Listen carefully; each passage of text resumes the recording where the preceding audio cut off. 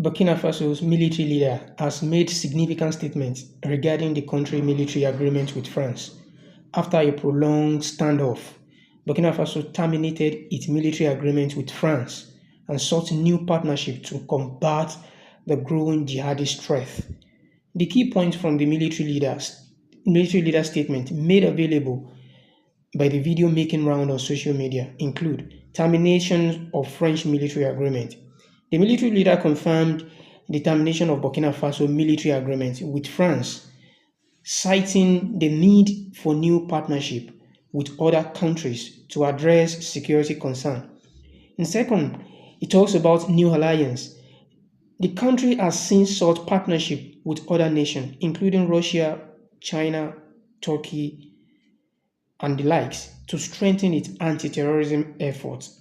In an attempt to shift in alliance, the country seeks to diversify its partnership and enhance its security capability of the country. Standing guard with sticks. That's what France wants from our armies. When we reach this stage, we have no choice but to want them to come and settle. But the Burkinabe army managed to get rid of the military advisors. Unfortunately, I think that in 2019, after Operation Otapono, where the French saw that the Burkinabe army still had the capacity to respond to terrorists, they called the chiefs of staff in France. They instructed him to reintegrate the military advisors throughout the structure. Well, they did not agree. But upon returning to the country, the politicians instructed him to accept the military advisors. And that's when the military advisors returned to the Burkinabe army in 2019. With all the consequences we know, the army was on the verge of disappearing in the years 2020, 2021. And indeed, this is the time when many soldiers had to desert because there was no longer any hope.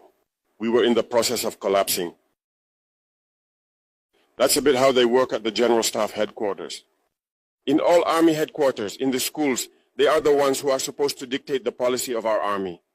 They are the ones who tell us when to recruit, how to recruit, and what to do with them. They are in the schools to tell us how to train them, and so on. As long as these military advisors are there, you are not independent. Your army will just have the appearance of an army that is there to perform parades, a circus. But when war comes, you will realize that a parade is one thing, but war is another thing. You have to break the agreements. It's the only way to have an independent army and build strength. But many people do not understand this, perhaps.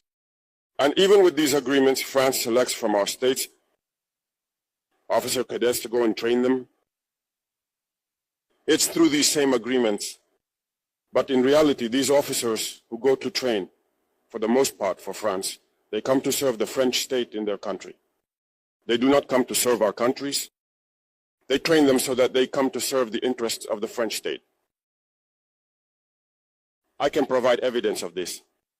When we revolted, many officers in Burkina who were trained in France were immediately contacted to tell them that it was time to take action because you were trained for this, to serve France's interests. Most of these officers reported back to us. We took note and we continued to monitor. When an officer trained in France returns to his country and unfortunately dies, either by accident or on the battlefield. In France, there is a night of tribute to the fallen in the army, as there is everywhere else.